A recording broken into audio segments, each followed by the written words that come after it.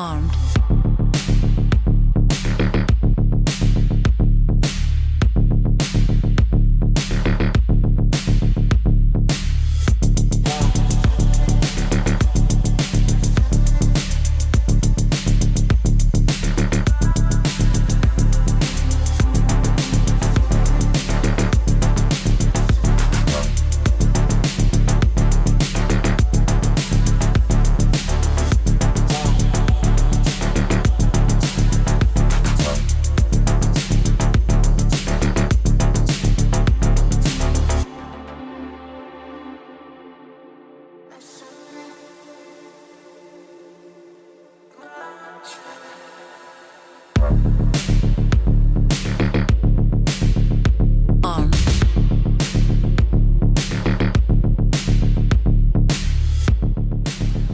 We love Mondays.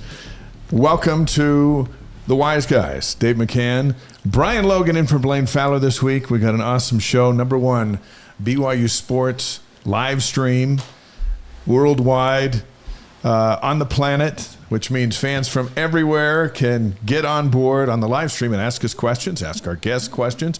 Already folks hopping on. As always, we invite you to let us know where you're taking us in from. And if you have a question for Brian, for me, for our guest tonight, just holler. And we want you to subscribe to our free email at wiseguys.com.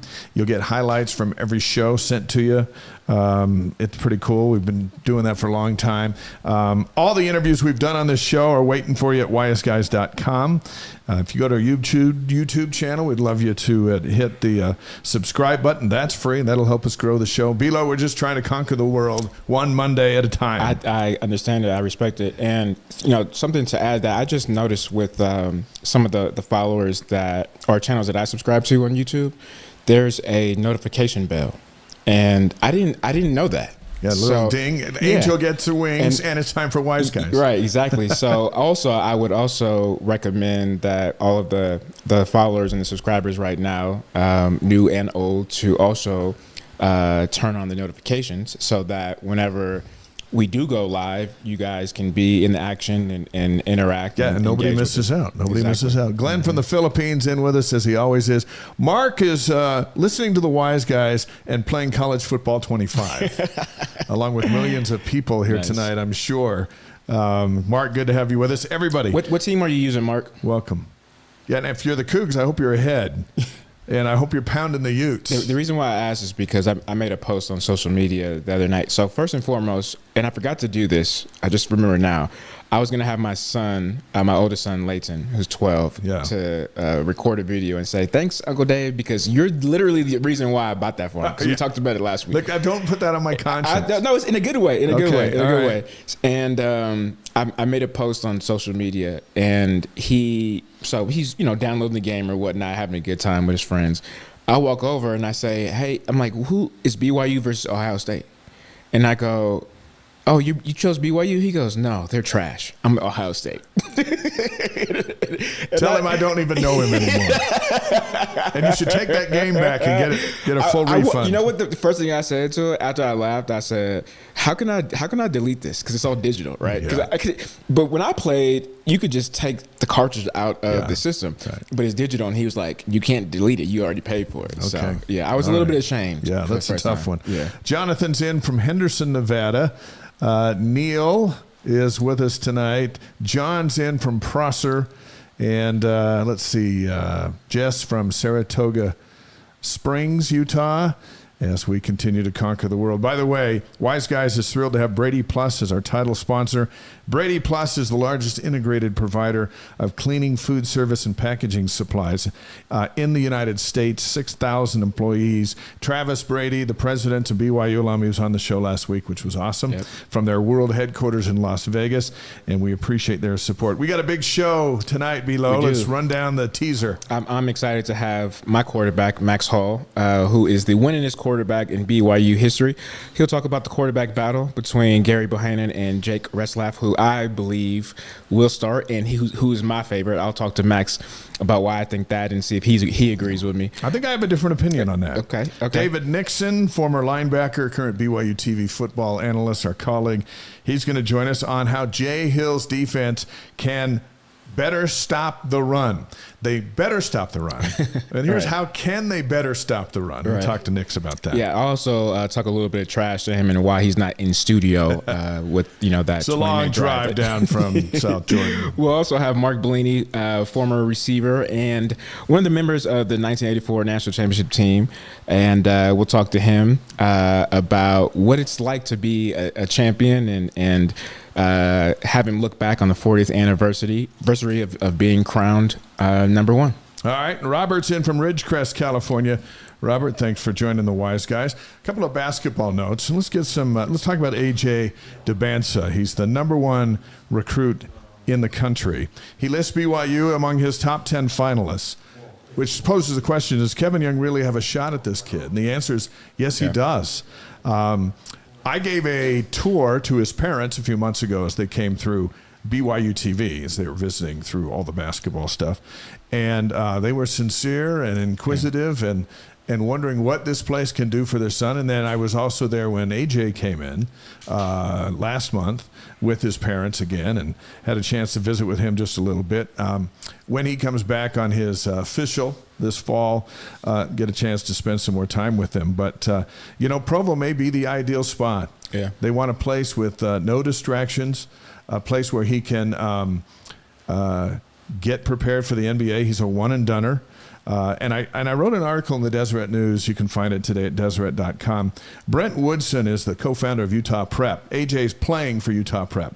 And there's a couple other kids that BYU's offered on Utah Prep. They came through their tour, and he told me about what it was like. Yeah. And so if you want to know what it's like to visit the Cougs under the Kevin Young administration, read that article. But one thing he said is, so he said, quote, and I'll paraphrase, what I remember with AJ and JJ Marticourt is we come in and they say, hey, we can prepare you for the NBA. It's Kevin Young, coach of the Suns, associate head coach of the Suns. Over here's Michael Davey, our strength and conditioning coach. He worked with Giannis and the Bucks. Our staff's full of G League and Euro League experienced coaches. Mm-hmm. And we think we can get you ready. And in Woodson's words, he goes, yeah, when you can do that. Oh, and by the way, we were on the phone with Chris Paul a couple minutes later. Right, yeah. When you can do that, you can. That's a tough case to argue against. And I asked him, what's the shot? Do they got a legit shot at these two kids and AJ being the best of the best? And, he said it's a personal decision with them. But absolutely, BYU is in the game and has a shot at these guys. And that's next level. Yeah. That's where we've never been. Yeah, for sure. It reminds me of Deion Sanders. During Big 12 conference, he had, in his opening statement, he said, hey, look, I have a full staff full of NFL guys and X amount of hours and X amount of years of experience. And that right there, it turns a lot of heads, and it gets you competitive. It may not, land you 5-star kids, but it at least get your foot in the door. And before, we weren't having these conversations when it came to BYU basketball of these elite recruits and athletes. It was like, oh, there's no way. Oh, there's no way. If we would hear stories like this, right? Like you would like, because it would never be happening. Right? Exactly. Yeah, it's just no way. It would be like it's no way. And the first thing I thought whenever I would see a top 5 or a recruit or a top recruit, basketball, baseball, football, whatever, the first thing I thought in my mind was, I wonder if this kid's LDS. This is the first, because I was like, there's no way. What's the hook? Right, exactly. Yeah. How in the world is BYU top 5? And it becomes more of a reality, with the basketball program and Coach Young. And again, comparing it to Deion, it's why would you not consider? Right, that's the question nowadays. Before it was me asking, why in the world would you consider? Are you LDS? Yeah, right? Like what's the connection here? So I'm happy. I want to go to the NBA is the new connection. So keep your eye on AJ, and his progress. I don't think he's going to announce until February. Right. You know, he's just into his senior year, his year at Utah Prep, which is based down in Hurricane, Utah. And so that's a big one. That's a big one to keep an eye on. John Rothstein, by the way, ranks BYU today 9th among the 16 Big 12 teams in his new power ratings for basketball. That's 9 out of 16. Too high, too low? We talked about it this morning on BYU Sports Nation. I think it's too low.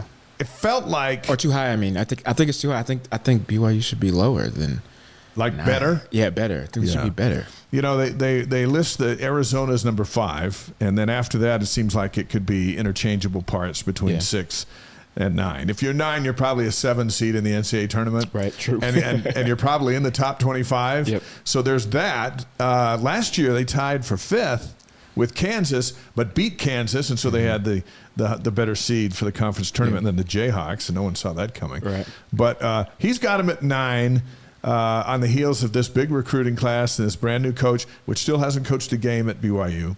And so I'm like, 9, 8, 7, 6, anywhere in between there. I'll take it. I'll take it. Like you said, if you're between 1 and 9 and you have a chance to be seated in the big dance, I'll take that. But I think where 9 comes in personally is due to the fact that this is Coach Young's first year, because all these rating systems, they're only about, one is production of last year, returning production of last year. And then also the recruiting class coming in. And so the recruiting class coming in plus the production was good. And so you got to think, well, why aren't they lower? And I think that's the reason why. They still haven't. It's still unknown to them, right? Even though he's accomplished what he's accomplished at the highest level, people still, for whatever reason. Hey, November 5th, we're going to see what he's got. We're going to see what he's got. Forrest Gump, 12 Able from, just east of Houston's on the Wise Guys tonight. And by the way, Mark, who's playing the college football 25, what's it called, NCAA 25 or something? He's got BYU up 21-0 on Iowa State in the first quarter. Nice. Keep us posted. Who's your quarterback, Mark? Mark? 1-0. Yeah, who are you playing at quarterback? Yes, who's the quarterback? In the system I read where it's Gary Bohannon is listed as a starter, so then you got to go in there to switch to Jake Retzlaff. But up 21-0, we'll take that, considering they thumped us last year at LaValle Ridge Stadium. Mark Belini is just a moment away, so hang with us. A couple of key dates, a bunch of them now. July 30th, the Cougars report to camp. That's a week from tomorrow. Speaking of the quarterback, Gary Bohannon says he feels 110%. Shoulder feels amazing, are his words. And so if that's the case, and we're hearing it is, it's going to be quite a quarterback battle in the fall that starts a week from tomorrow. Also a week from tomorrow, the season premiere of After Further Review with a touchdown show on BYU TV. We're looking forward to that. We'll talk to David Nixon later on tonight. Football is 10 days away, Belo. Yeah, I can't wait. I started, sorry, this is a shameless plug. I started training a kid that walked on to BYU a year and a half ago, ended up getting hurt, was on the track team, and plays DB, and somebody had referred him to me. And man, he is training him is like taking that anxiety and the boredom of football, right? Like, what can I look forward to? What can I do? Like, what can I do to speed up this life for the next week? And man, I appreciate him, but it's funny as you get closer and closer and closer. It's almost like a kid on Christmas, right? Yeah. It's like you got 3 days left, and it's like, what can I do to waste time? Or speed up time. Speed up time, exactly. Well, 10 days from now, the Texans and the Bears play in the NFL Hall of Fame game, and then it's on. It's a throwaway game. We don't know anyone that's in it except Max Tooley will be in that game for the Texans. But once you see football on TV, it does not go away till the Super Bowl. Right. So I do love that. BYU SN Game Day, season premiere August 31st, 4 o'clock Mountain Time on BYU TV and ESPN Plus. We're looking forward to that one. Of course, the season opener August 31st next month on ESPN Plus, BYU in Southern Illinois, with the post-game show on BYU TV and ESPN Plus as well. We've got Steve from St. George in the house. Want to challenge our live streamers tonight. Let us know where you are from all around the world. So we one of these nights we're going to play 7 continents or 6 or however many there are, and see if we can get somebody there. We've been on just about all of them. Yeah. But let's see where everybody is, as we are happy to bring in our first guest. He was a super sophomore during BYU's 1984 National Championship season. He caught 35 passes that year for 572 yards and 4 touchdowns. 4 of his receptions came during the victory over Michigan. It's our pleasure to welcome Mark Belini to the Wise Guys. And Mark, we were telling folks you were coming on, and the reaction was, "What? He's my favorite player. What's he up to?" And tonight you're on the Wise Guys. Good to see you. Good to be with you guys. What has it been? It's been 40 years since the title. Does it feel like 40? Sometimes it does, and sometimes it doesn't. Sometimes it's you think back and it seems like it's been a long time, and then other times maybe you're talking to somebody, one of the guys or something like that, and it seems like just yesterday. So it kind of depends upon your frame of mind. As we think about it, what was the biggest play for you that season? The one that stood out in your memory as, I love that play, that was huge. Well, the one for me was when I was playing in the Holiday Bowl, a national championship game, and we were doing on the winning drive, coming down the field at the end, and we had like a critical point in the game. It was like second and long, and it was like one of those moments where we'd worked so hard to get to that point. We'd overcome all the odds, and we had came from like nowhere to this spot where here we were having a chance to win the national championship, and we found ourselves behind in the game. So like we'd come so far, and we just we had to score on that drive. It was second and long, and we're just looking around going, we gotta come through here, guys. And so I caught like a we called a post cross, like a deep cross in the middle play. We called 63, and I caught it, and caught like 20 yards down the field, and then I got face mask and tacked on it at 15 yards. So it ended up being maybe like a 35 or 40 yard gain or something like that, and kept the drive going, and we had brought us some new life on that final drive. So for me personally, being only a sophomore, and so that was probably my biggest play of the year. That was huge. 35 yards late in the game. For sure. Mark, so every player has a couple of games in their minds when they go back to their seasons, and sometimes even their career, right? Like I remember 2009, I remember us beating Oklahoma, Wyoming, and then Utah overtime. All the other games are kind of hazy, right? When it comes to you in that season, is it the same? You have a couple games that are seared in your mind, or does winning a national championship kind of just remove all the other games, and that's your fondest memory? No, yeah, I think you make a good point there. I mean, there's certain things that really stand out. Those key moments. There was one game that seemed like almost inconsequential during the year was when we went to play Hawaii.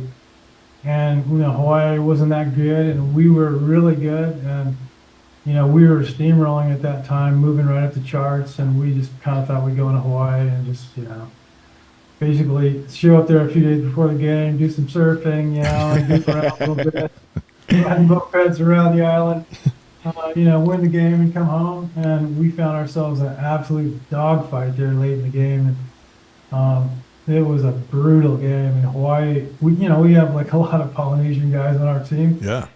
There's a lot of Hawaiian guys on the team that there was a lot of scores to settle that those Hawaiian guys had, and some of the guys that left to play for BYU, and man, did they came ready to play. And they, those Hawaiian people are some tough hombres, so they gave us all they had that night, and by the time we were playing the game, and it was we were playing a night game there, and by the time we got done playing, it was 1 o'clock in the morning in Utah, or maybe even later. So it was late in the game, it was late at night, and we barely pulled off a win there. So I mean, that seems like maybe not a big thing for that, but that was a huge game for us. Cause kind of deep post and late in the game to win. Kyle Morrell made that really famous play where he jumped Sure. over the yeah, so some things like that stand out that maybe don't stand out like in the minds of some of the fans. So and then we were kind of in a shootout game with Wyoming that year too. It was a tough game for us. And then of course like we played Pitt. Pitt was our first game of the season, and we came out of there with a win. No one expected us to win that game. They were the third ranked team in the nation, and we weren't even ranked. So of course that was a big game. So yeah, there's a few moments there that like were really like defining moments for that year that stand out more than others. Shout out to the Birminghams in Illinois on the live stream tonight. Former BYU receiver Mark Belini on the show, presented by BradyPlus. Mark went 40-12 during his time at BYU. That includes winning the 1984 national championship. So much is put on final scores and who won, who lost. But in visiting with you earlier, it seems like the most lasting feelings from those events are from the relationships that you made during them. Is that where the lasting staying power is? Yeah, I mean, I would say so. I mean, there's just a lot of things, I guess, that you could point to that meant a lot to me and to all the guys. I mean, it's just a thing, that it's never going to happen again. It happens to very few people. We won the national championship. Not many people could say that. And it was just, so it was a special bond that I think, that all of us always have that played on that team. There was just a real deep pride that we had at playing at BYU back in those days. When I got there, Steve Young had just left. Steve Young was just starting. Jim McMahon had just left. Yeah. He left a legacy at BYU. He broke all the passing records. Steve Young comes in right behind him, and he's tearing it up. We had this just tremendous pride as a team. We were setting all kinds of records in the passing game. We were, really doing some, we were like the groundbreakers in the passing game. So, for all the teams, back in those days, no one threw the ball, like we did, and we came out and we threw the ball, and we were just doing things that no one else had done. It was an exciting time. It was like exciting for a number of reasons. I mean, just the guys, that we all played together, and we all, we're all going to have that bond together that's going to seal us together forever.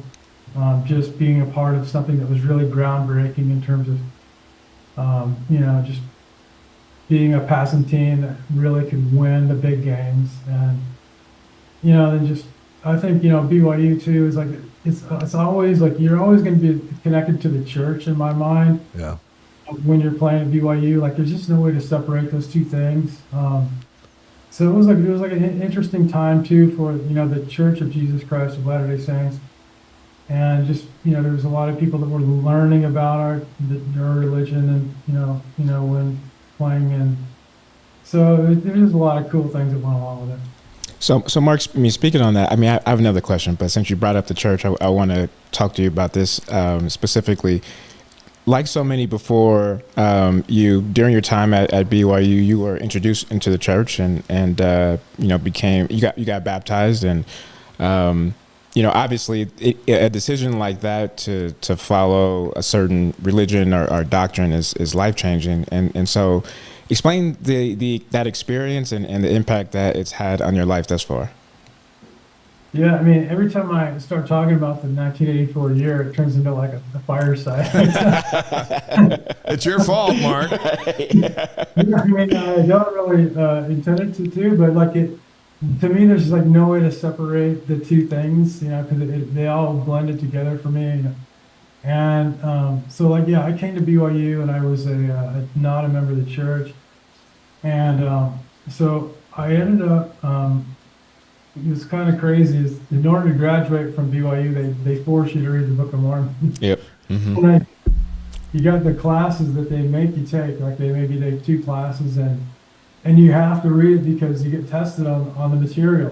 So it's like you get tested on like, hey, who is Abinadi or whatever. What did this guy do? And Yeah. you're like, I got to read this thing. And so in the beginning, I just kind of started reading it, and I was just kind of reading it to whether we passed the test and stuff like that. And then as time went on, I really, it sort of started becoming clear to me that, like, this is a pretty complicated book here, about this Joseph Smith guy, or how he would have figured out how to write this.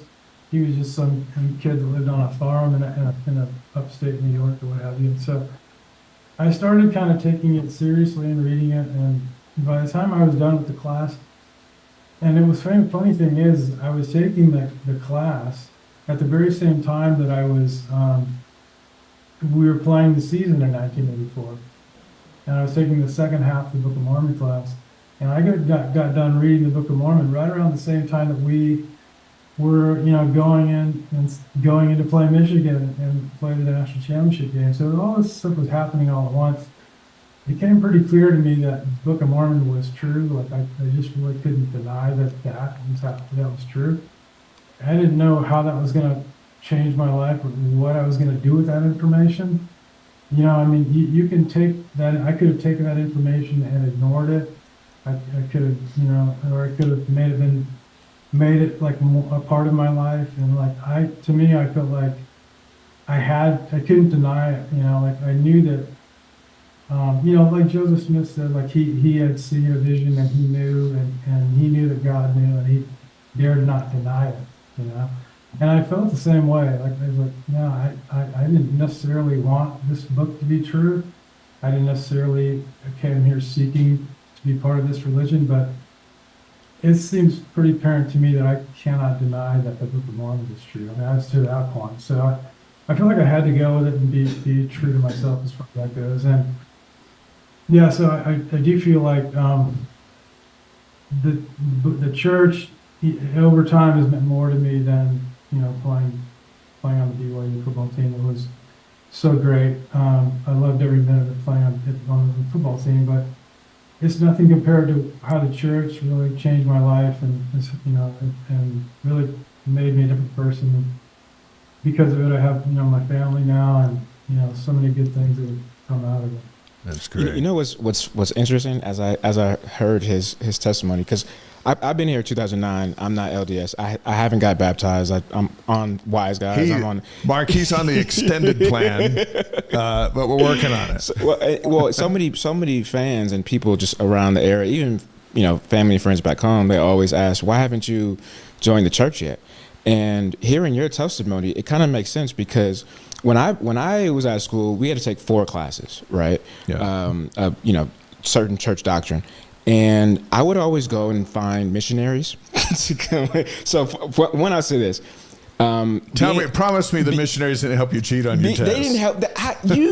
I call it helping. You call it cheating. You know what I mean? But first, I would say this: when I took the classes, if you weren't LDS, instead of having like a 80-question multiple choice test that you take in the testing center, you'd have like a 5-question take-home, just response. Essay.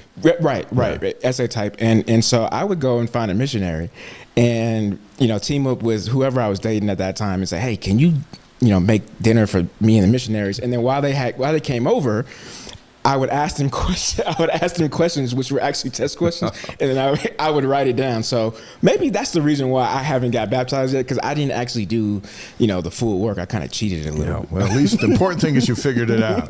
That's right. Hey, Mark, who on the team during that time stood out and were significant examples for you or had big impacts on you? Gosh, there's so many guys. I mean, all the older guys really stepped up. I mean, like I said, like back then, we played with so much pride. I mean, you just knew in that huddle that everyone in that huddle was not going to lose. Like, it just seemed like, we had so much just pride of playing for BYU. I really just, I can't stress it enough. I don't know how to explain it, but you just knew, like, when you were in that huddle, you look around, like, those guys in that huddle, we're gonna die before we lose this game. Like, we are somehow going to win, it doesn't matter. And so I think that was just kind of the general feeling of all the guys. Like I said, I think it kind of started like around the Jim McMahon era. Yeah. Steve Young really pulled it through in his years. I mean, the year before we won the national championship, we only lost the first game of the season that year. In 1983, when Steve was playing quarterback, So, we basically were undefeated the year before. I mean, we should have won that first game in 1983, but we didn't for whatever reason. But, so, I mean, we're on like a 2-year, like just nonstop winning streak. And there was just like a sense, from the older guys, when we had the meeting the night before the game, and the veteran players would stand up. Some of the guys that, were really leaders that year were Craig Garrett. Yeah. It's just some of the linemen. We had a kind of the unknown guys. Craig Garrett was a guy, he's passed away now, but he was just a lineman, an offensive lineman. He was a team captain. He was a real leader on the team. Lewis Wong, our whole offensive line that you don't hear much about, these guys. Those guys were like really solid, man. And we would huddle up the night before the game, and like we'd have our team dinner and sort of stuff like that the night before the game, and we'd all get in the huddle afterwards. One of the guys would lead us in a prayer. We were fighting, man. These guys, the older guys and the tradition that we had. I don't know. There was just so many guys that stood out and just would stand. Basically everyone, pretty much. There's just a love of that team and the whole football program. You and I are linked by our past, and we talked about it a little bit as I interviewed Mark for a Deseret News piece that's coming up. But so back when you and I were both young at BYU, I had a job as a disc jockey. It's actually before I got to BYU, so I was still in high school, but I got a job as a disc jockey. I didn't know this. And there's the Star Palace, doesn't exist anymore. And we have this raffle, and I'm in charge of giving out the raffle on some Saturday night. And we're giving away a scooter when those things were real popular and cool. And you won. Remember that? And nice. I gave you the scooter, and I'm thinking, I just gave a scooter to BYU's receiver. I don't even know if this is legal. But that's where you and I first crossed paths, on that golden night at the Star Palace, when I gave you keys to a scooter. Man, that is awesome. What a great connection there. I had just been at Lake Powell for like a week, and I've just been in the sun, and we've been down there like, I don't know, water skiing and goofing around like you do at Lake Powell. I got back and I was really tan, and I got down that night, and they said, I heard on the radio, tanning contest tonight at the Star Palace. I was like, man, I'm really tan. I might be going to win this thing, So I decided to show up, and then, it was funny. Like, I hadn't planned on doing it at all, and I got there, and there was a bunch of guys on the team that were there, and so they were all cheering for me, and that was a really fun night. Gosh, that would have been like probably 1983, maybe. It was right 85, 84, maybe 84, 85. It could have been 80, probably 84, 85, 86, in between there. Yeah, you're probably right. Yeah. I wonder if they would let me participate in a tanning. Hey, where is that scooter today, Mark? Where is that scooter? And the answer is no, hero. Oh man, one of the guys crashed it. Danny Plater. Do you remember Danny? Yeah, Plater? Sure. Well, his brother John was the wide receiver with me the same year, and John borrowed it, of course, and crashed it somewhere, and ended up like, I don't even know where. Someone told me it went into a river, into the Provo River or something. Yeah, that sounds about right. That sounds about right. Right, a bunch of knucklehead football players out driving scooters around. Something bad's gonna happen. Former Cougar receiver Mark Belini on the Wise Guys. He and his family live in Ojai, California. He works as an environmental consultant after earning a biology degree at BYU. A couple of more questions, and we're sure glad to have you on the show tonight. The Cougars report to fall camp a week from tomorrow. So what are your expectations for the second year in the Big 12? Man, you guys, you're beyond my area of expertise now. I mean, I watch the games. I love BYU, but I couldn't even tell you. You're going to be disappointed in me. I couldn't even tell you who could be the quarterback this year or what. So that's all right. That's all right. But as they're heading into a second year in a P5, and from your vantage point from California and the television and a guy who played, what are your hopes? What do they got to do? You're asking me? Yeah. Well, boy, I really don't know. They gotta get proud, like I just said.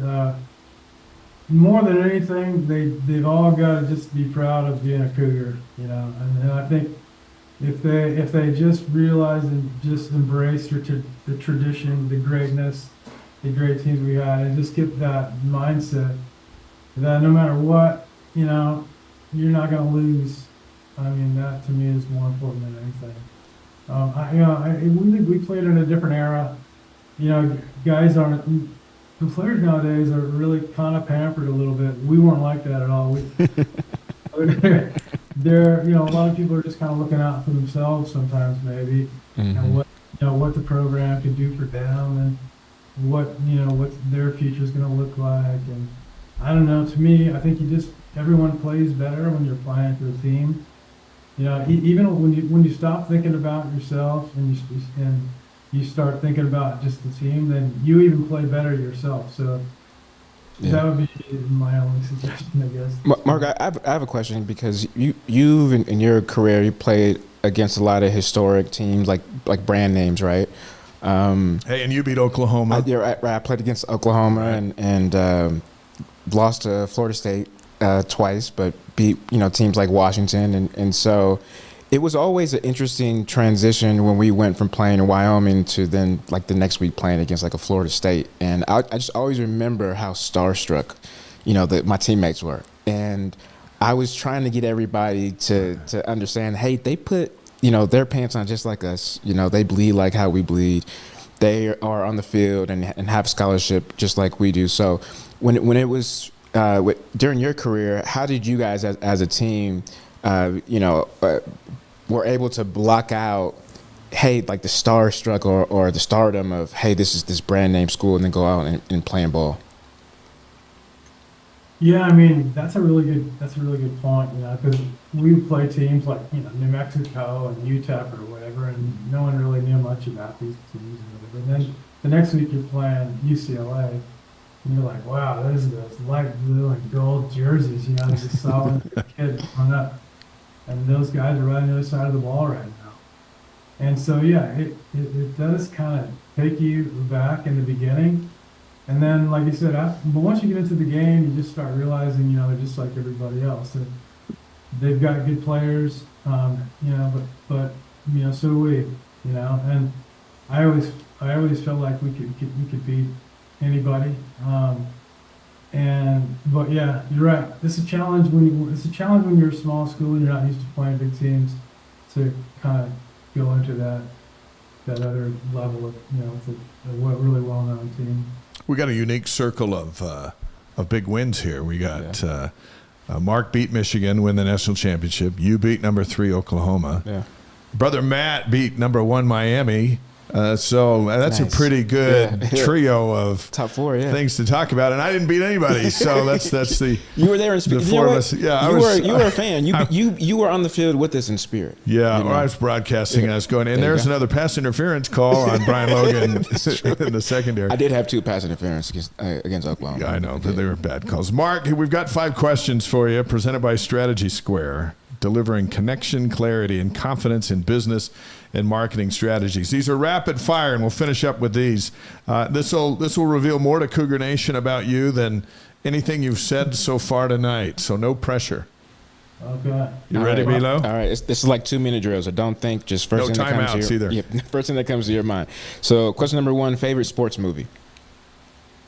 Favorite sports movie?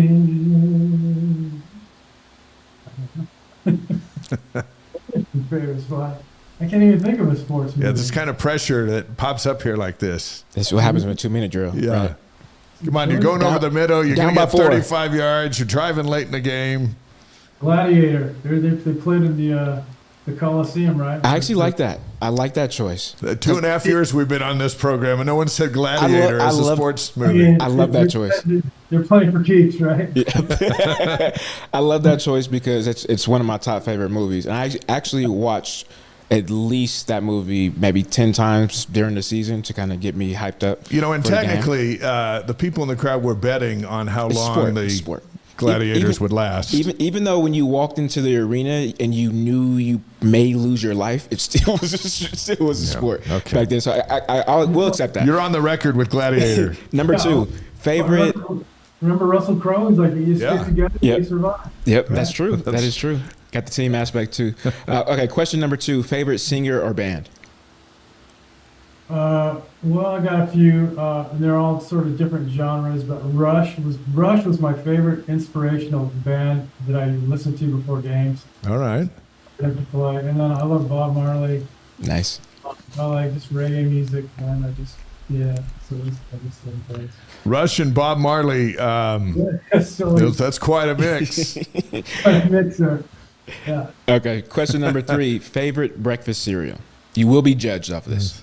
Oh man, well, I made Lucky Charms yesterday, so I gotta go with that. Nice, that's a good one. No shame in this. Okay, number 4: favorite BYU moment. Yeah, now this you talked about the Michigan game as the favorite moment of that '84 season. This is anything. It could be sports, non-sports. It's just when you think of BYU and your time here, your favorite moment.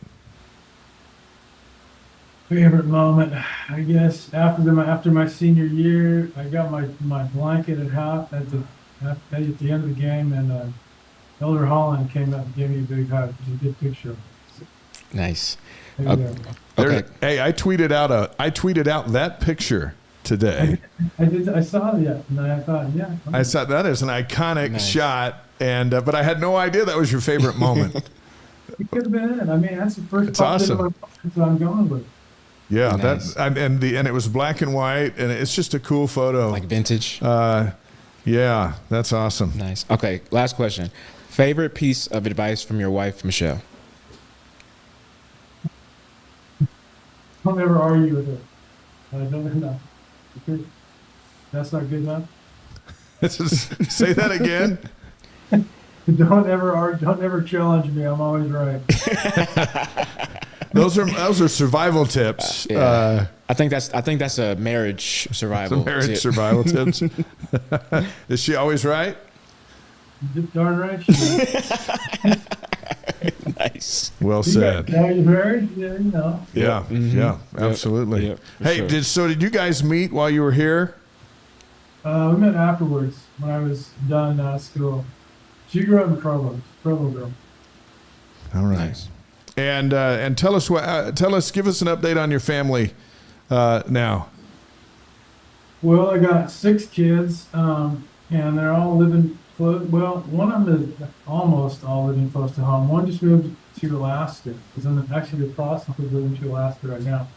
Wow. The other ones are either home or close to home. So various stages of moving in and out. I don't know, it's so expensive nowadays. I'm wondering if kids are ever going to be able to. That's true. I'm trying to move back with my You had a parents. basement. They're coming back. I know that. Hey, Mark, we'll see you August 31st in our pregame show leading up to that opener against Southern Illinois. Will you be up to any games this fall? Yeah, I want to come out to some games. Yeah. All right, let us know. What's going on August 31st? The season opener with Southern Illinois, August 31st.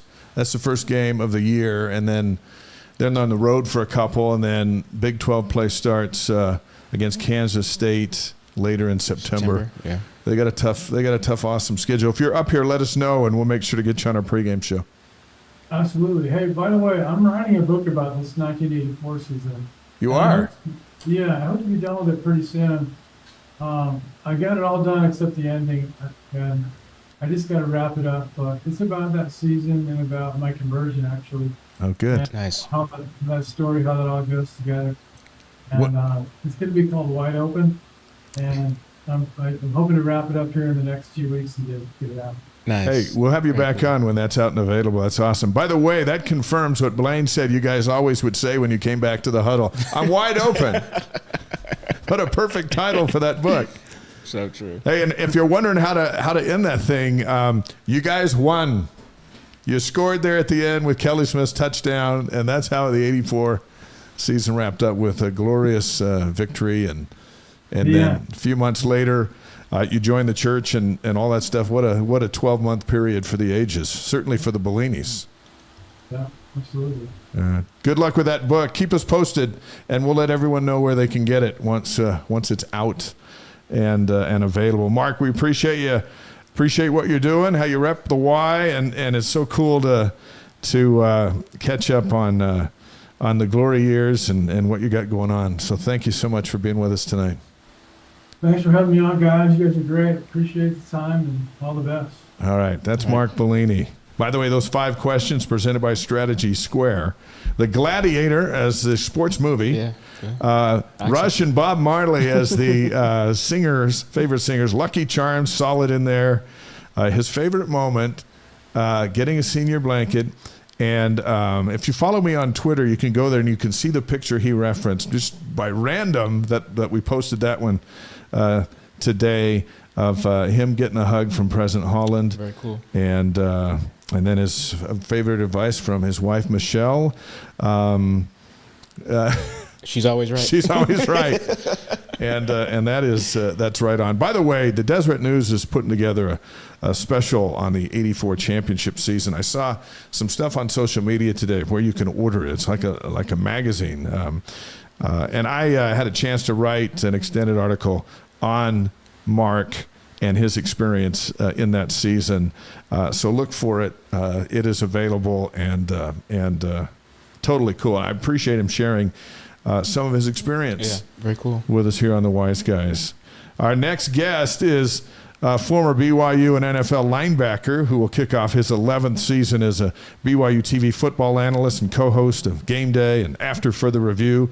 A pleasure to welcome David Nixon to the Wise Guys. Hey, what's going on? Hey, how you guys doing? It's been a while. It's been too long. You're not golfing? No golf? That's tomorrow, actually. Oh, okay, Tuesdays. Hey, how about that Mark Belini? How about the Bellini brothers in BYU lore? And we just had a great visit with them. And you know what? I haven't seen him for a long time. He popped up on the screen. That's the same kid that was a dynamic receiver. You can still see it in his eyes. What an impact they had on BYU. Well, it's interesting because I tell people, having grown up in College Station, in the shadows of Texas A&M, I grew up a huge A&M fan, and frankly, I didn't know a ton about BYU until I came here as a player. And then quickly you become indoctrinated with the history of BYU, with Blaine. You go back to quarterback view and all those that paved the way for us, players that played in the early 2000s. And so, yeah, those are names that you walk around the facility and kind of tip your hat to. And it's funny, have become kind of that guy. I'm the old guy when I go around these youngsters. They're like, I don't even remember you. Who is this old guy walking around? But it's fun. It's fun to be part of that brotherhood and that fraternity. You know what's funny is at the alumni game that we had this past April, a lot of the guys were calling me Unc. They were like, hey, Unc, we need to play. And I was like, wait a minute. I'm used to calling Uncle B, and I'm like, am I that old now? That you're the Unc. I am. You're the Unc now. I am the Unc. I know. I've accepted it though. And I was announcing your games, and I'm still younger than you guys now, which has made you guys just pass me by. Hey, speaking of pictures, I found a picture of you that I put out to promote your appearance here on the show, and it's I'm not sure who you were playing, but you were literally. What were you, horizontal with your arm down on it's like you were doing a plank. But it was, what a cool shot that was. I don't know what you were doing, but it looked cool. Well, all you have to do is take a closer look at the picture and you realize that we were playing Air Force. That's right. It was Air Force. So as Brian knows, when you play Air Force, you get your knees taken out every single play. Is that what happened? It's true. That was a play where I was rushing the quarterback, and the lineman comes and tries to cut me, so I'm trying to jump over him, and he ends up getting a piece of my leg, and so I'm trying to brace myself with one arm and tackle the quarterback with the other. That was an Air Force game. In fact, who did I talk to the other day? I was talking to somebody that played at Air Force.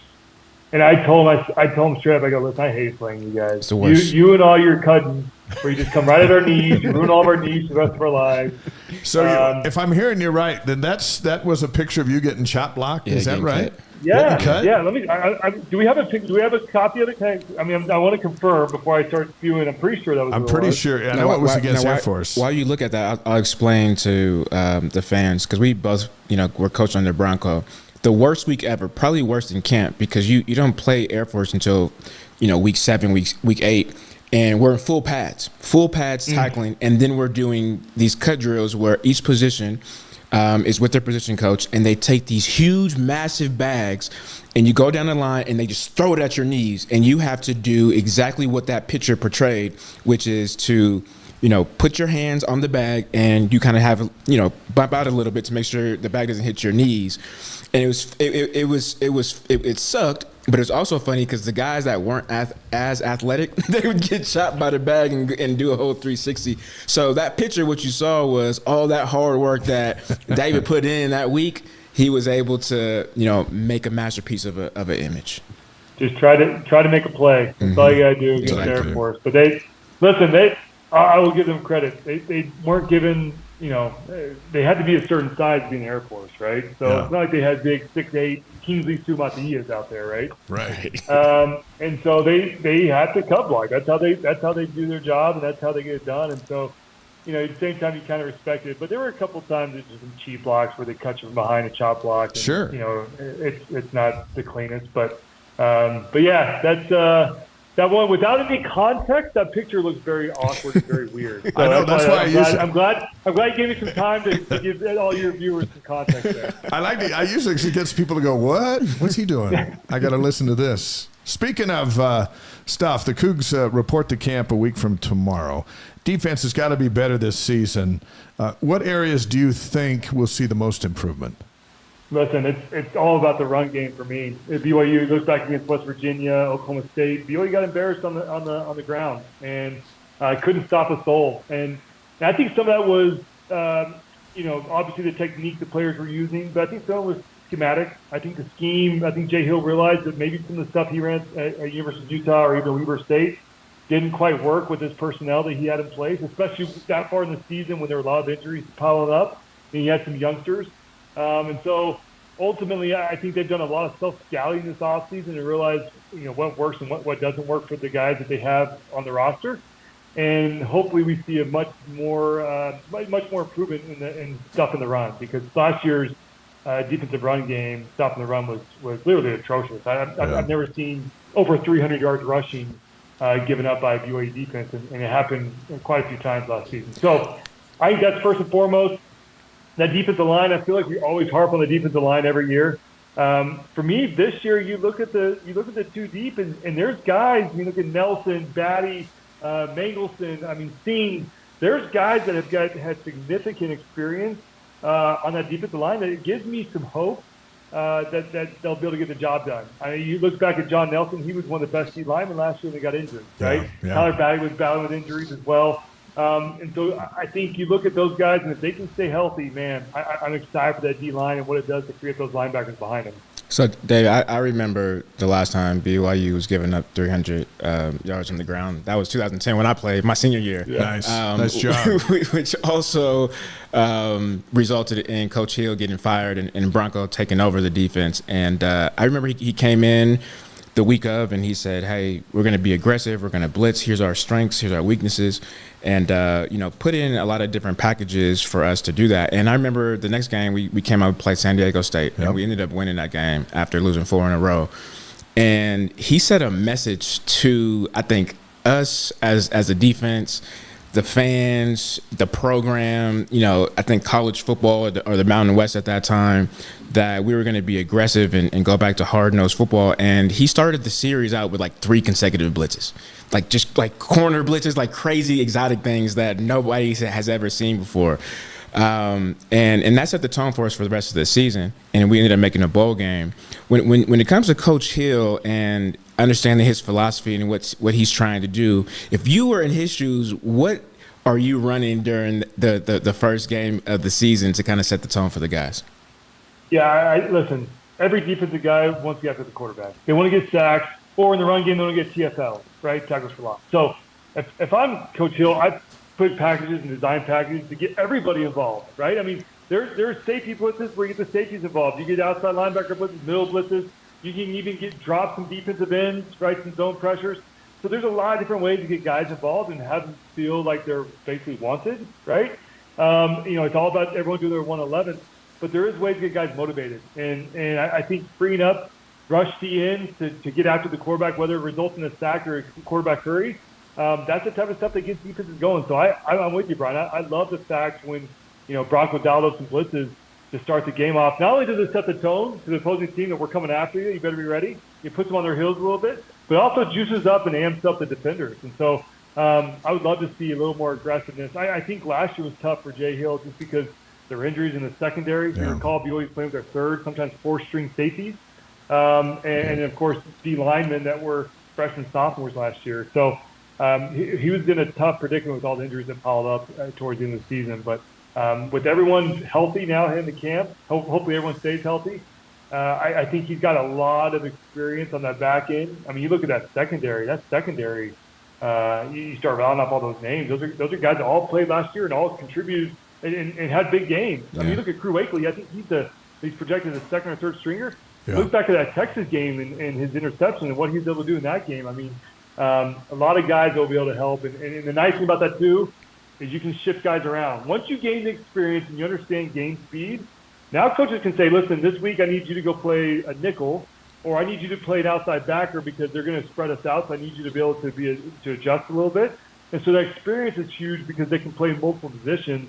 They're not just stuck to one position because they've already mastered that position. Now they can kind of go learn a little bit more. So it's going to be huge. I'm excited for this defense for sure. Former BYU and NFL linebacker and current BYU TV football analyst David Nixon is on the Wise Guys tonight, presented by BradyPlus. So there's a quarterback battle going into camp. There'll be a lot of attention on that. But from your experience on the defensive side, do you guys pay much attention to what's John Beck doing over there? What's Max Hall doing over there? Who's going to be our leader? Or do you go about your business and it's just an offensive thing? What's the soap opera like? Listen, you 100% do, and for a couple of reasons. One, because everyone understands in the game of football, quarterback is king. You only can ride or die by your quarterback. The quarterback rules everything. Mm-hmm. So you understand as well as you play defensively. Yeah, you can go out there and pitch a shutout, I guess. But ultimately, you got to have your quarterback can put up some points. And listen, you're playing against these quarterbacks. In fact, defense probably has a better feel of who should be the starting quarterback than the offensive guys do. Preach. Really? Because defense, you're playing against them in one-on-ones. You're playing against them in teams. You're playing against them in combo drills. And so you can kind of see if they've got that moxie, if they've got that it. If you go pick them off, that defense, you're maybe looking at that quarterback and see how he handled that interception. Is he pouting? How's his body language? Or is he pumped up and said, give me another shot, I went right back in there? Like that, those are the things you pick up with the defense, and that's how you start to rally around that quarterback. It's going to be pretty evident quickly who's got the maturity and I guess the experience to handle the starting role. And those players will quickly gravitate towards whichever quarterback it is. It's going to be a fierce battle, and I love the fact that there's a battle to be had. But I'm a firm believer, and I've said this before, I like to see the quarterback, the number one, the starter, be decided upon earlier rather than later. Yeah. Because I think there is something to gain that continuity and allowing the team to rally around that quarterback and kind of support him and make sure that there's no indecision.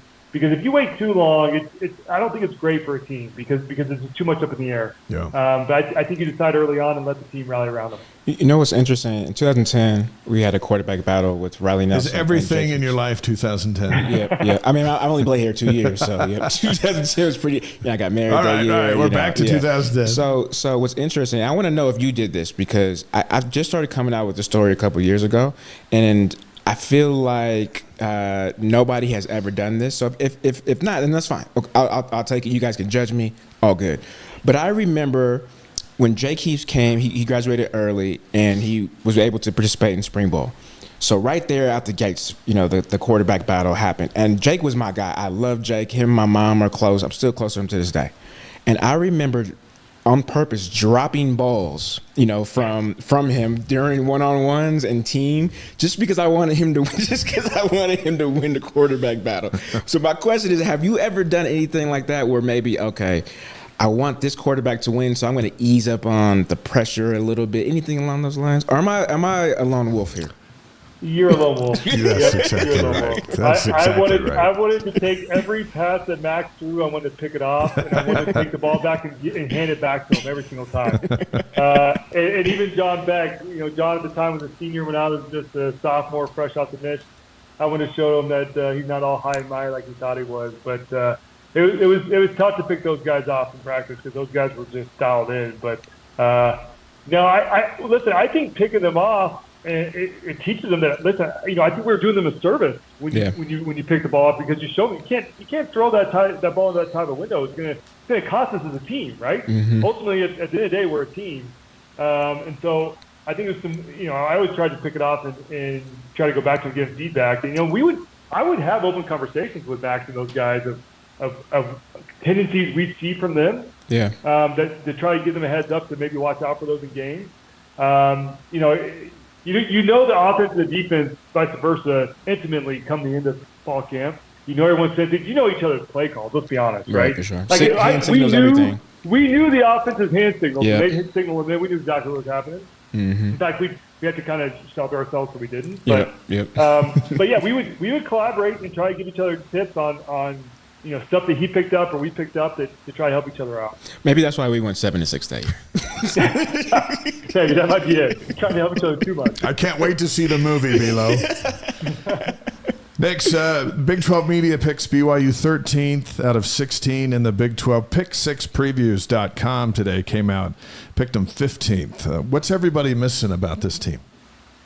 I mean, it's easy to be down the Cougars after the way they finished last year, right? I mean, there's no doubt that they stumbled, losing 5 straight at the end.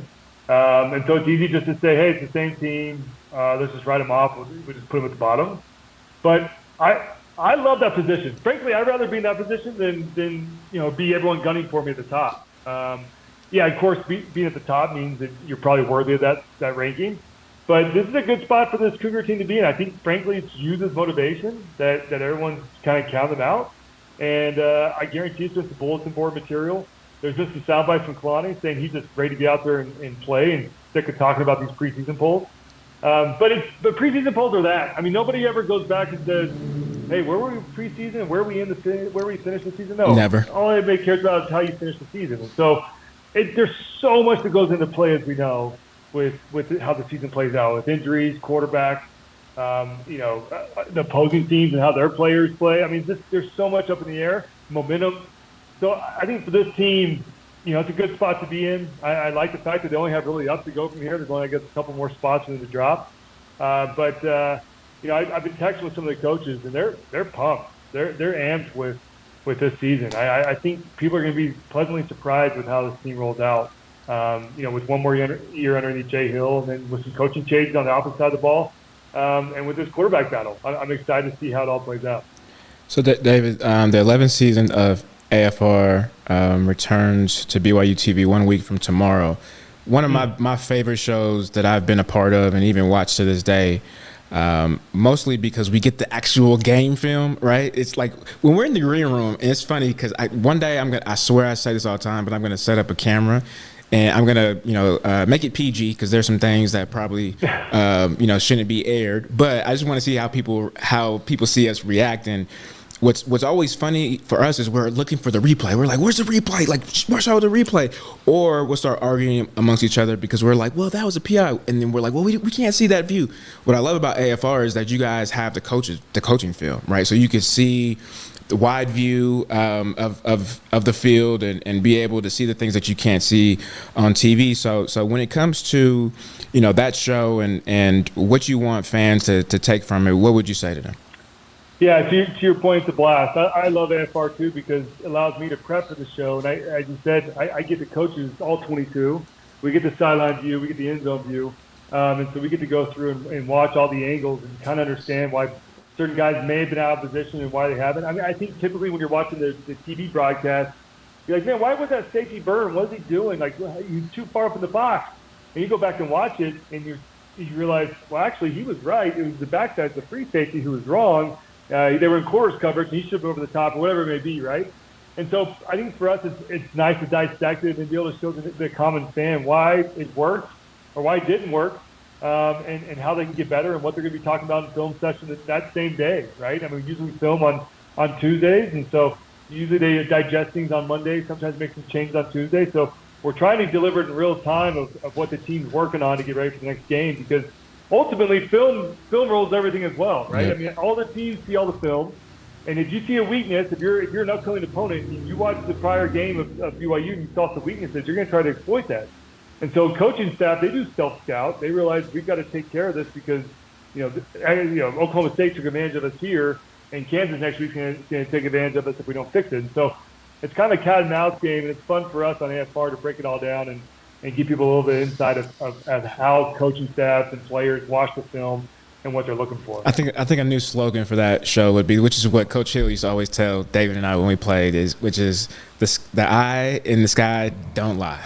Don't lie. Don't Eye in lie. the sky don't lie. What Never I has, love- never will. What I love about the show is my wife doesn't understand football, and she can watch AFR, and you and Blaine do such a good job explaining. We call it explaining the game, explaining why this play worked.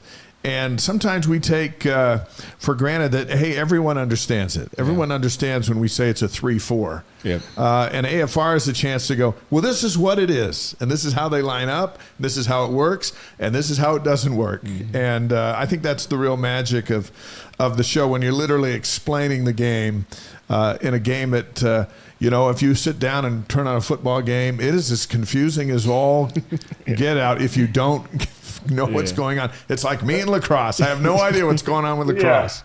Yeah. Right. Listen, my mom, when I came to BYU, this is a true story. She went to Barnes & Noble and bought Football for Dummies. and she read that thing every time they'd fly up for my games. And keep in mind, they were still living in Texas. So they were catching a flight every single weekend to go somewhere in the country. Whether it was a home game, they were coming up to Provo, or they were flying somewhere in the country. So shout out to my parents for making every single game. Yep. But she studied that Football for Dummies book. And so this is AFR is Football for Dummies, just in video format, not a book. So just, that's another good little clip note for everybody. Nice. All right, last question for you. Taysom Hill, your brother-in-law, is back with the Saints, and you always have the inside word. And he's been playing some fullback over the summer drills and things like that. How do you anticipate New Orleans utilizing him this year? Yeah, I was actually just texting with him today. He took off for training camp, and so he's headed out. They're actually having training camp in California this year. Nice. Because there's something going on at their current facility. I'm not quite sure what. But, yeah, that's a huge upgrade from New Orleans to California. That's nobody's complaining about that. Sure. I'll tell you what, he's really excited. So, obviously, everyone probably followed the offseason news. New Orleans has a new OC, Clint Kubiak. And, Taysom this year was at the majority of the OTAs participating with the team, and he loves his new role.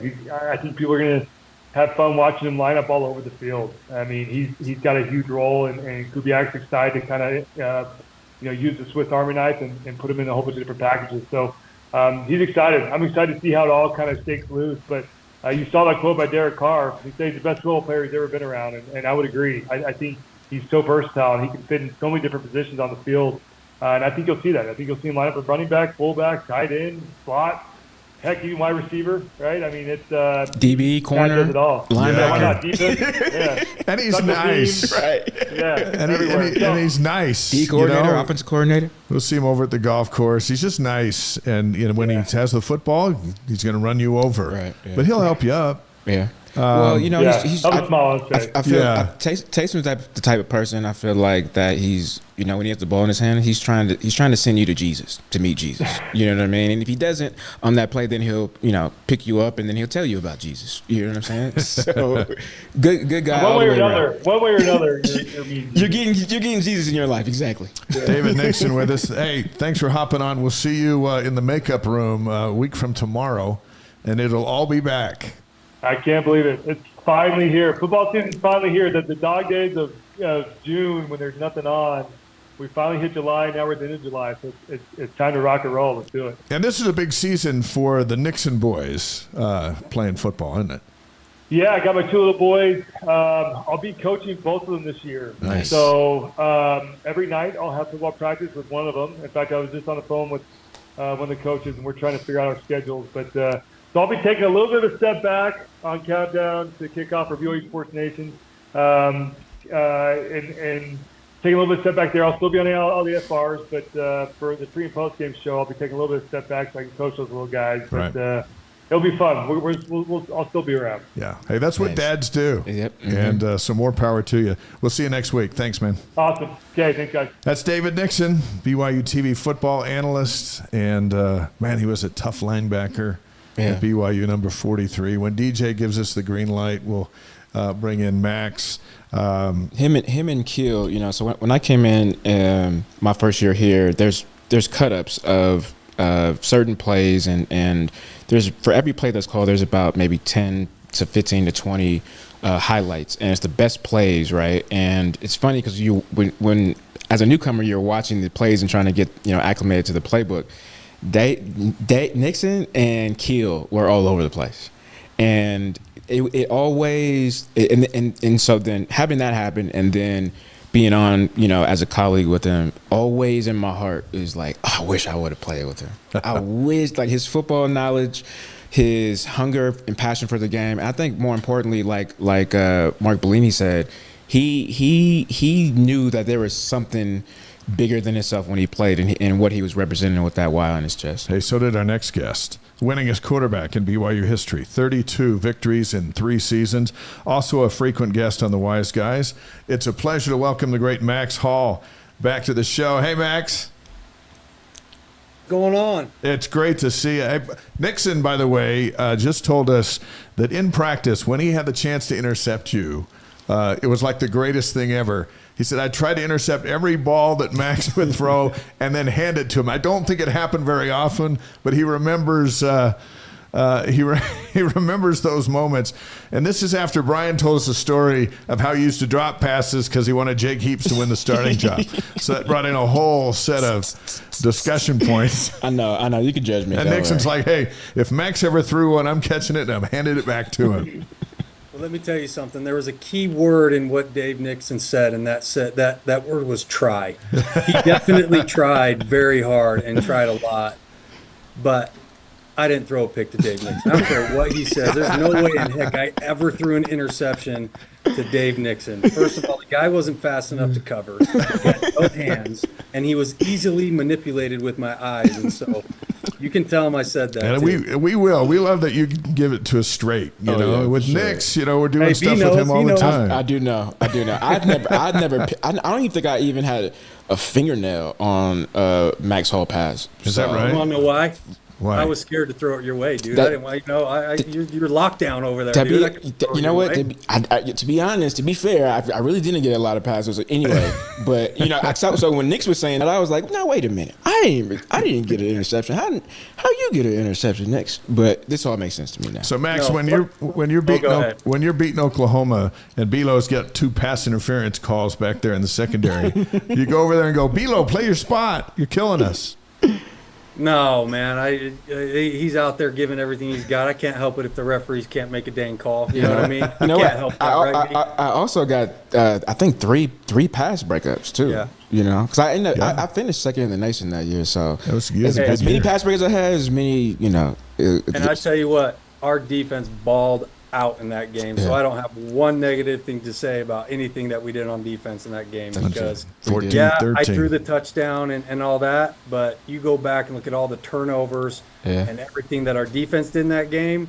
I mean, that's why we won. We had that historic 8-play goal line stand as well because of one of my pass interferences. We extended. You set up that great moment. We extended it, yeah. So you know, it all worked together. Max, let's start with an academic update on your summer school program because we feel deeply invested in that. How are things going?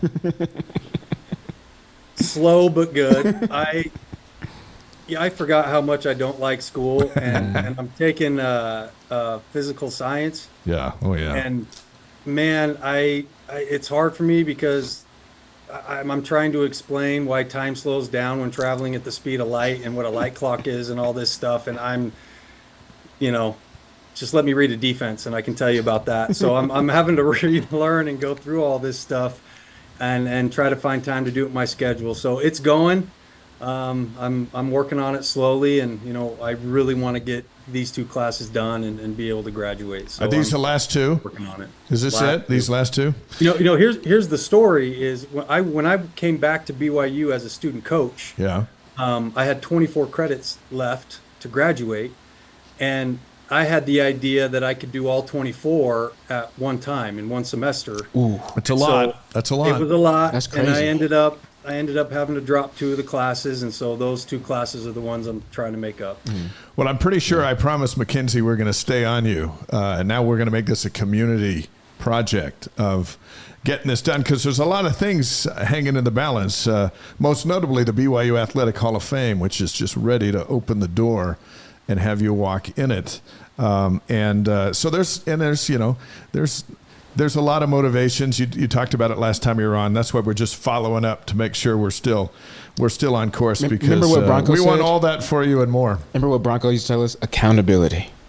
That's what it is, in a good way, right? And what's interesting is I talked to Dave last week when I was on about my cousin Joe Sampson, and he's in a similar boat. He has a semester left, a couple of classes that he's doing now, and he had to pass up on a couple of coaching opportunities here at BYU and some other places, and the opportunity that you have for it. We just want you to succeed, and we want you to get into the Hall of Fame, and we also want some inside information when you go on to do great things and be at Division I schools that you play against BYU, and be able to have you as a guest as well as an opponent coach. So take that how you want. But That was a lot. That was a lot. You just put a lot on Max's plate. I did. Matt, look, I could do that because when it comes to 2-minute drill, and it's a minute 30 left, and we're down by 4. Max can take the pressure. Yeah. It's my quarterback. I believe in it. We're going to keep dogging you on that, Max, because we feel like we're part of the family. So we appreciate your patience with us. 3 times you started fall camp at BYU. The Cougs start a week from tomorrow. Did you enjoy camp, or was it like the worst thing ever? What was it like for you? I loved it. Did you? Outside of the conditioning test, I loved it. I remember one year Bronco thought it would be a good idea to run the Y for our conditioning test. Mm-hmm. And there were a lot of pulled hammies that year during fall camp. But I really enjoyed it. I loved the feeling of football about to start, of the two-a-days and all the time you spend in the film room. And I enjoyed practice. I liked practicing, and I knew it was a time for us to get ready for the season and to get not only myself but my team prepared and on the right track and on the same page with everything. So I actually really enjoyed it, and I also liked the competition that was there. And Coach Doman always had goals and competitions for me to reach. And in fact, a funny story is I had the previous day had a really bad practice. Just we couldn't connect. We couldn't move the ball. It was just sloppy. And so I was really looking forward to the next day of practice. And I watched the film and got prepared, and I was all ready to go. And Bronco pulled one of those things where we had meetings. We got taped up. We're out warming up. And he says, "All right, guys, we're going to go float the river." And I might have been the only person on that field who was ticked off about it. Like, I wanted to practice. And I looked at Doman like, "Are you kidding me? Float the dang river? We practiced like crap last night. We got to get better. This is, and he's like, "Man, just put a smile on your face and let's go." So Not to mention I enjoyed it. That river's 50 degrees. You get in the river and suddenly it's the fun of floating on the river. Once hypothermia sets in, I guess that's one cold river. Let me ask you a follow-up on that. As camp began for you, how long did it take you to get the offense on the same page? And can you achieve that while 2 kids are competing for the same job like we have going into this camp this year? I think it's pretty well known that sometimes, well, I think most of the time it takes the offense a little bit longer to get going than the defense. And so in my experience when I was there, all 3 years we had a great defense when I was there. We would kind of get, we'd get shut down by the defense a lot, especially in the first 2 weeks of practice and as we were trying to figure things out. So I feel like from an offensive perspective, every rep, every practice counts during fall camp so that you guys can get to that spot going into the first game. And so I think it takes most of fall camp really for anybody to get the offense clicking to where you want it. So now having 2 quarterbacks makes it even that more difficult in my opinion. Yeah. I've always been a guy that feels like once you have a starting quarterback, 90% of the reps need to go to him in order for him to feel comfortable in the scheme and the offense and get all the reps that he needs. So it's going to be interesting to see how BYU handles that and kind of who rises to the top and gets the starting job. I would suggest making that decision sooner rather than later, so that guy can start getting the reps he needs that you feel comfortable going into the season. I don't know how they're planning on doing that. They're going to have to design practice maybe different in order to get both those guys the reps, in order to, number one, get enough looks from them to make that decision, and number two, that no matter whoever ends up getting the spot has the volume that you need to go into the first game of the season, so where the game, because the more reps you get, the game starts slowing down. Yeah. And the reads start becoming more open. But that only happens with the experience of getting the reps. And so it's going to be a challenge, I think. It's kind of funny out here in Arizona. I'm kind of going through the same thing. I got a quarterback competition going on, and as a coach, it makes it a lot harder to reach those marks or those goals that you have during fall camp. So, as a coach, so obviously when you're looking at it from a quarterback battle perspective, you're looking at just the basics like completions, taking care of the ball, et cetera, et cetera. Something that David brought up, which I really agree, but didn't think about it, was just the continuity, right? Because even on the defensive side, we can start to rally around a guy like, oh yeah, that's the guy. For you as a coach to make that decision, outside of the X's and O's, what else are you looking for? Is it, leadership, that continuity, that David had mentioned, or is it just the reps on the field? No, the reps of the field, that's the volume I'm talking about to get there, but there's so much more that goes into it, because as a coach, you're not only, for me as a coach, I'm putting the guy out there that I trust the most, number one. Number two, the guy out there who, when it's not a perfect play call or when things break down, can turn a negative into a positive, who can go make a play or make the right decision at the time. But more importantly, as a coach, I watch the team. And I watch how they react to the quarterback. I watch how the receivers react. I watch how the quarterback interacts with the receivers and with the offensive line and with everybody. And what kind of energy does that quarterback bring to the team? When one quarterback's in, does it feel different? So yes, you can count completions and you can do all that. But at the end of the day, you want the right energy, you want the right enthusiasm, and you want the guy who gives your team the best chance to win. And so that's another thing I'm looking for, is because team continuity, what you just said, is a big deal. And if the guys seem to trust and go with a certain quarterback, then you got to kind of go with what the team decides in a way, if that makes sense. Former BYU quarterback Max Hall on the Wise Guys tonight. We're live on YouTube, Facebook, Twitch, and wiseguys.com. Max threw for over 11,000 yards and 94 touchdowns over 3 seasons at BYU. The inability to run the ball last year put a lot of pressure on the passing game. When you were here, Harvey Unga became the school's all-time leading rusher, so you had that helping you in the backfield. No matter who the quarterback is, how critical is it for the running game to be successful so the quarterback can be successful this fall? Yeah, I think that's obvious, and I think any BYU fan knows that the running game wasn't there. And you know what? The coaches there know that. And I think they've made some great changes on the staff. I love some of the new coaches they have. I've had an opportunity to spend, a short time with them. And when I was up there for spring ball and been there a few times this summer, I really like what I see. I really like what their focus is on. I think A-Rod's a great offensive coordinator, but his offense runs when you can run the football. I think that's the number one thing that needs to happen in his offense. And he'll tell you the same thing, because that's going to open up everything else that he likes to do in the pass game, in the rollout game, the dash game, the boot game, all that stuff that he likes to do. So I think it's been a huge emphasis for them in the offseason and spring ball, and obviously will continue to be during fall camp. But I tell you what, if they can get that run game going and get a rhythm and find a running back that has good continuity with the offensive line and with their new coach, get things going, BYU could have a very explosive offense this year. But like you said, and I think everybody knows this, it's going to come down to, can we run the football in the Big 12? So, Max, I obviously being an alumni and being from California, I always love when BYU plays Cal or Stanford, and especially San Diego State, because I took my scholarship away. But it just does something, for you as a native Californian, or in your case, being from Arizona. It means a little bit more to you, and with BYU playing Arizona State, coming up this November, and like.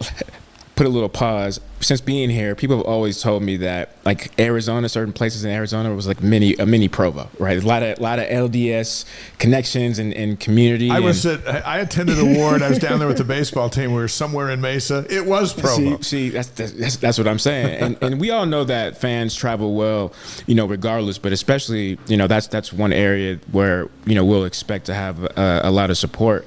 And so when that night comes, right, when BYU plays Arizona State, what's that going to mean to you? Well, it's going to mean a lot to me, because not only because of the population of LDS people down here, but I grew up an ASU guy. Yeah. I have an ASU family. I went to ASU. I chose ASU before I went to BYU. ASU was before your mission, and then BYU came after. Yeah, I felt the spirit for the first time, and I made the right decision, right? So, but we have a lot of family ties and a lot of roots down here in Arizona and at Arizona State, and I'm an Arizona State fan, and I always will be. Obviously, I will be down on I want to be down on the BYU sideline and rooting for the Cougars, but. Yeah, I want to win that game. And I remember my senior year, we were supposed to play Arizona State game 1. They dropped out, and we ended up playing Oklahoma. So I was really looking forward to coming back home and playing that game. But I do believe there's going to be a lot of blue in that stadium when we play Arizona State. I think we'll be well represented. And it could be a lot takeover. Of fans out at that game. So I'm looking forward to it. I'm excited that I get to go to the game and be there. It's at home. And I expect us to win. I think we should beat these guys, and so it's going to be fun. But it means a lot to me, because two of my teams playing against each other. But obviously, the Cougs are going to win. Hey, we're booking you right now for the pregame show there on the field with Spencer that night. It's not a Friday night, so there's not going to be a high school conflict because you go deep into the playoffs. So Saturday night should be good for you at what's now called. Mountain America Stadium instead of Sun Devil Stadium, right? I think so. I think that's the new name. And you're right. And we've been talking to the alumni group. They think there's a chance for a stadium takeover down there that night, because Arizona State's rebuilding. It's late in the year, and if things haven't gone quite their way, there's a chance for a lot of blue, wouldn't you say? I agree. I think based on the last couple of years, as much as I love the Sun Devils, the last couple of years, we haven't met expectations. Stadium hasn't been full. So unless they're coming out and just having a fantastic year, we might fill that place. So I hope ASU has a great year. I hope a lot of fans show up for that game, and it's a great game. But I agree. I think there should be more blue in that stadium than maroon and gold. All right, here's the Cougar Board question of the week, and it's for you, Max. If you're not familiar with Cougar Board, it's the largest online community of BYU fans, thousands of posts daily. And this question tonight comes from SJS, one of their insider subscribers. He wants to know, Max, how different are the offensive schemes that BYU employs versus the one you run down there at ALA? Interesting question. I actually have adopted some of the things that BYU does as I've been down there and talked to them and kind of gone through scheme and all that. I would say the biggest difference is obviously a college offense is going to be a little bit different than a high school offense, but I think I spread it out more. I RPO more, and kind of my philosophy on offense is we want to take what they give us at times. We want to be creative but simple, to where we're given different looks, motion, shifts, but at the end of the day, the run scheme, the read by the quarterback is fairly simple. Get the ball to your playmakers, that sort of a thing. So I don't think I quite rely on the run game as heavy as BYU does, but I do a lot of things similar to what they do, but maybe kind of adopt it to the high school level, if that makes sense. So It's different. I've kind of taken things that I've learned from all over the place and find out what works for high school kids and what can they comprehend and what can they execute at a high level, and then be really good at those things. And then once they're good at those things, then we can dress it up and we can do different things to give the defense a hard time. But I would say that's the biggest difference, is maybe I'm just a little bit more spread, a little bit more RPO than the Cougars are. Hey, who do you open with? We opened with Saguaro High School. Okay. It's a good team. They won the 6A championship last year. Ooh, nice. And do you play Ty's group? That's our follow-up question. So as we explained on your last visit on this show, Ty was moved from head coach of ALA Queen Creek to another ALA school because they had some issues and they needed Ty to go fix them, which gave you a great opportunity to rise in power, and you're still the offensive coordinator with big plans at ALA Queen Creek. So when is the showdown between the mind of Max Hall and the mind of Ty Detmer? That's going to be game 3. Game 3. Nice. Unfortunately for them, I'm going to have 2 games of film on them. And, I understand that Ty thinks he knows what I do and what we do on offense. And it's going to be a chess match for sure. But it's going to be a fun game. I have so much respect for Coach Detmer, and I learned a lot from him when he was here with me, and he taught me a lot. Not just X's and O's, but how to be a coach and how to manage a game and do different things. So it's definitely going to be a chess match. Ty's kind of playing the whole, oh yeah, you guys are going to beat us, kind of, giving me that right now. But I know on that Friday, actually it's on a Thursday night. It's going to be competitive, but it's going to be a lot of fun, and it's going to be, there's going to be a lot of respect on both sidelines for each other. So it'll be a fun one. We're looking forward to it. I know you guys are close, and the two of you have meant a lot to each other. So, a lot of times we'll see Nick Saban and some of his guys talking before. Kyle Whittingham and Kalani will get together, and fans go, oh, what could they possibly be talking about? So now you and Ty get to meet at midfield while the teams are warming up. What are you guys going to talk about? I'll probably mess with him. You know what I mean? I'll probably try to get in his head a little bit or say something stupid. You know what I mean? But no, we'll shake hands. We'll give each other a hug, and we'll tell each other good luck, and then we'll battle it out for 4 quarters, and then do it again after the game. Man, it is definitely not. I think the rivalry between these two schools was pretty intense before. Yeah. I think the whole demeanor and mood of the whole thing is changing a little bit. Now, don't get me wrong.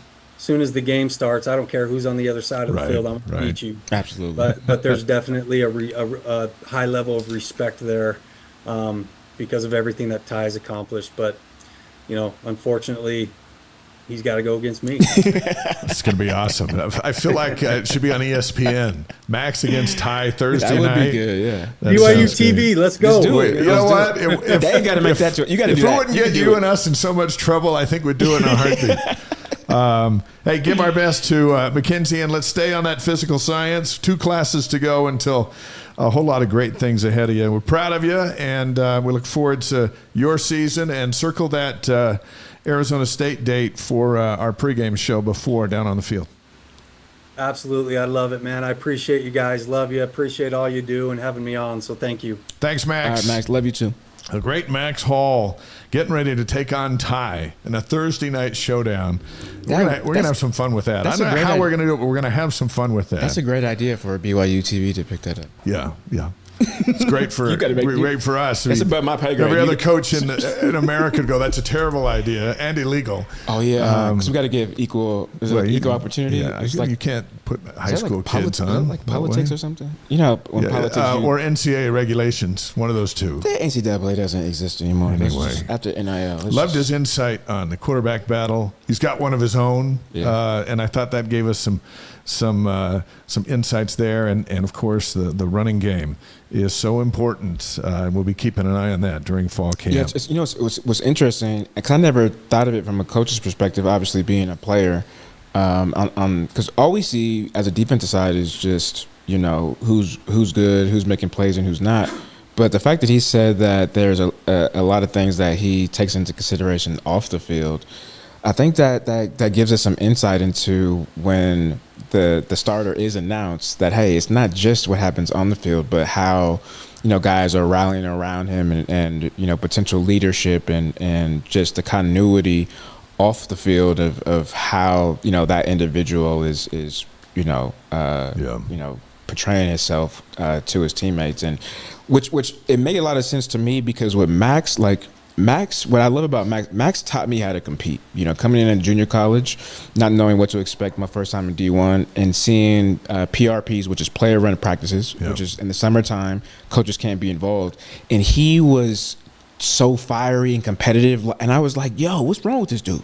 Not knowing who he was and anything about him, I'm just like, yo, this dude gonna chill? And all the guys on defense side were like, dude, you gotta step your game up. He was like yelling at us like a coach, and I was like, okay, this is how you work, and it makes a lot of sense of why he was so successful, and I know he'll continue to have that success, whatever he does at whatever level. Great to have Max with us. Next week, John Beck will be with us. We'll talk more quarterback as we will be a day away from fall camp. Jen Rockwood will be here as well, and they're getting ready to start their season, which is like in 2 weeks. Yep.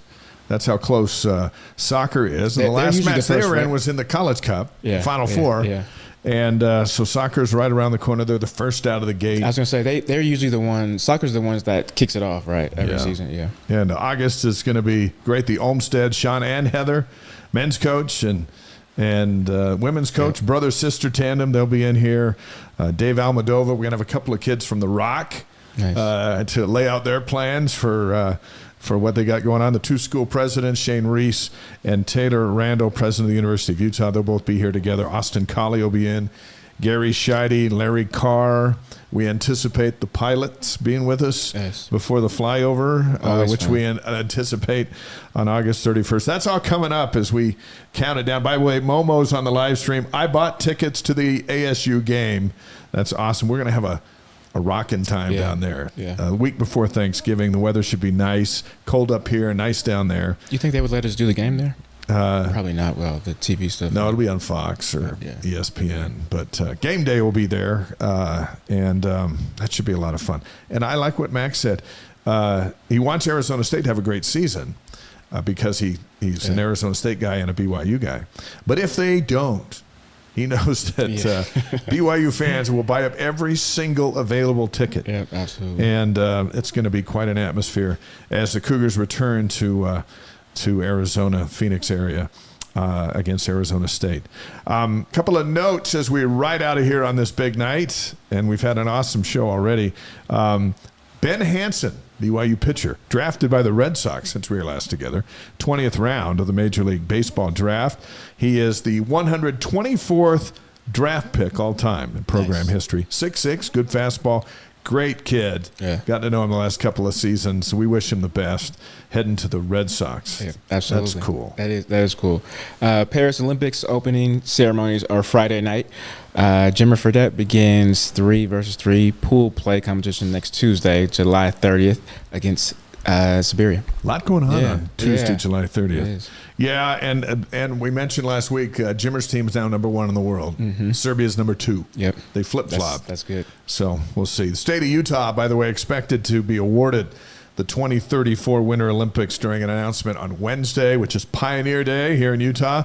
BYU alum Fraser Bullock's headed up Utah's Olympic movement. He was on Wise Guys a few weeks ago. You can watch that interview anytime on wiseguys.com. He's over in Paris. I texted him today, said, hey, enjoy the week.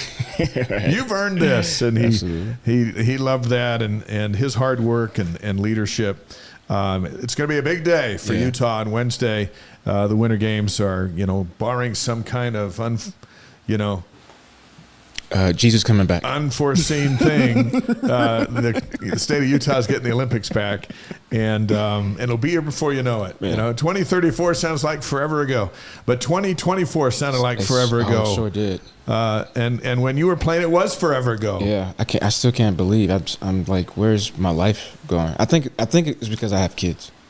You think that's what it is? Yeah, once you have kids, everything accelerates. It does. All right, let's accelerate this. On this day, on July 22nd, Albany, New York is chartered as an early capital of New York State. Of course, upstate New York, significant area in church history with Hill Cumorah, Sacred Grove, the Whitmer Farm, and a lot of events took place in that area of the country. Albany, New York, chartered today in 1686. 1796, Cleveland, Ohio, is founded by General Moses Cleveland. I don't know who that is, but the general founded Cleveland. But thank you. A lot of people call that the mistake by the lake. That was not General Moses Cleveland's motto. 1893, Catherine Lee Bates writes "America the Beautiful," and we've been singing it ever since. Is that "Oh Beautiful"? Oh, great. Yeah. That one? Okay, Yeah. cool. Thank you. I can't sing that good, so God bless me with other talents. I'm glad you have some talent. 1918, a lightning strike at Utah's Wasatch National Park kills 504 sheep. Can you believe that? That's crazy. Poor sheep. I'll tell you what, lightning is nuts. That was back in 1918 in Utah. My grandma used to tell me that God's mad at me whenever there's lightning storms. Yeah. She'd be like, "You better be good. You must be, living wrong." Yeah, listen to your grandma.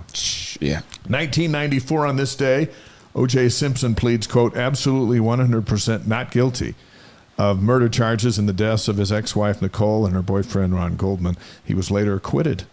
Yeah. On that.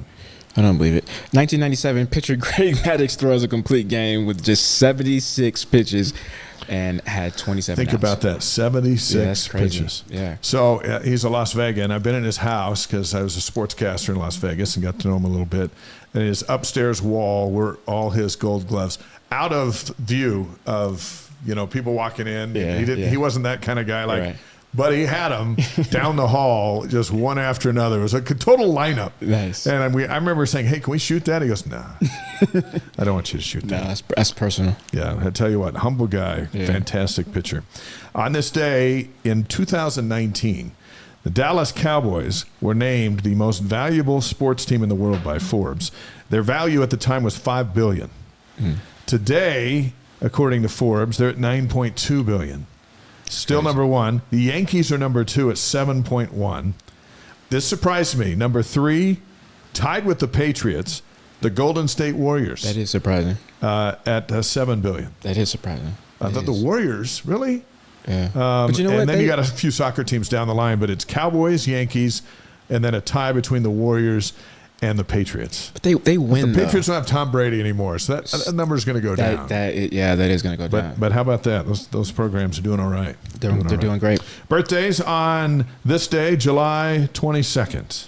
1890, Rose Fitzgerald Kennedy, mother of JFK, RFK, and Ted Kennedy. It's a lot of Kennedys. It is. Yeah. That mom had some kids that whether or not you voted for them or not, they were huge impacts in the world. Yeah. 1930, Sonny Liston, heavyweight champion, was born. 1940, Alex Trebek, Jeopardy host. Keyshawn Johnson was born on this day in 1972, big-time receiver. And 1992, Selena Gomez, ex-girlfriend of Justin Bieber. Is that right? Yeah. Okay. Yeah. A couple of notable deaths on July 22nd. John Dillinger, notorious bank robber. Yeah. 1934. 1934. 2021, Danny Plater passed away on this day a few years ago. BYU receiver. And Mark Belini told us that his brother, I think it was John, wrecked his moped that he won at the Starman. So Right. Everyone's connected. Our Wise Guys inspirational quote of the week is from Alex Trebek. Don't tell me what you believe in. I'll observe how you behave, and I will make my own determination. Which I like a lot. This kind of reminds me of a Bible scripture. I think Jesus said it, or actually Paul, which is show me your faith through the works that you do, right? So this goes back to the whole controversy of fakes, without works is dead, and vice versa. But if you believe it, live it. I think exactly at the end of the day, and Bronco used to always say this when I first got here. He would always say, "Judge a religion off of how they treat you, and nothing else." And it stuck with me because I'm like, you guys are super nice. You guys have done nothing wrong to me. So, and he just smile and kind of walk away. And we still have it. Right, still have it, exactly. That's It's true. a long time below. DJ, can we do the Defense Drinks promo if you put that up? Defense Drinks is a drink that does more. In addition to hydration or pre-workout, it helps strengthen your joints, reduces soreness, and is sweetened with allulose, so it won't spike your blood sugar or disturb your insulin. Save 10% on your order at defensedrinks.com using the promo code WISEGUYS. This is usually the part of the show when Blaine drinks some of the defense drinks, but Blaine will be back with us next week, so there you go. Save 10%, promo code WISEGUYS. We've got our golf tournament coming up for the E from Hope charity, and it's going to be a really cool event. We got some information DJ will put up on the screen. But for information for those of you listening on the podcast, E from Hope helps raise money for kids to go to school in Uganda, and they need help and support. And Wise Guys is jumping on board as the title sponsor for their golf tournament. And you can get more information at efromhope.org. Go to the menu go to charity golf tournament, or www.efromhope.org/2024-golf-tournament.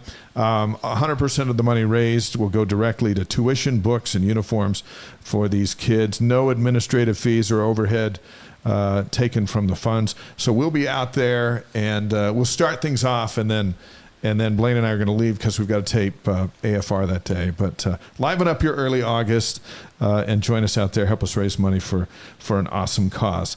C is for Cougars, available at DeseretBook.com and BYU store and a bunch of places.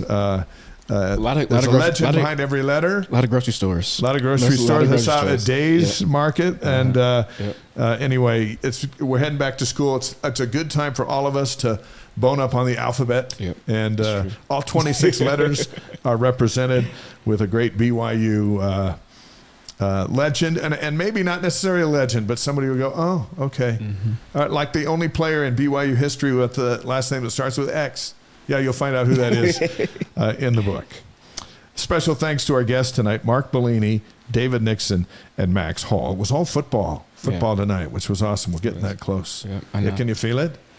I'm ready to go hit somebody right now. Really? I'm ready to put the pads on. Steve's right over there. You know, just go that way. There's no reason to come over here. Steve, do you have insurance? Hit anybody. So next week, John Beck and BYU soccer coach Jen Rockwood will be with us. Our podcast will be out tomorrow. Look for it. Share it with your friends. Again, YouTube, please subscribe. It's free. YSGuys.com. You can subscribe for our free email. We'll send you highlights from this week's show. And we appreciate you being with us. Our live stream was busy. Hey, how about this? Phil in from Cedar Park, Texas, nice. As we head out. Thanks, Phil, for being here with us. Blaine back next week. And we remind you, as always, the Wise Guys is presented by BradyPlus. For Brian Logan, I'm Dave McCann. We'll see you soon. Yep. And we'll see everybody next week for more Wise Guys. Thanks.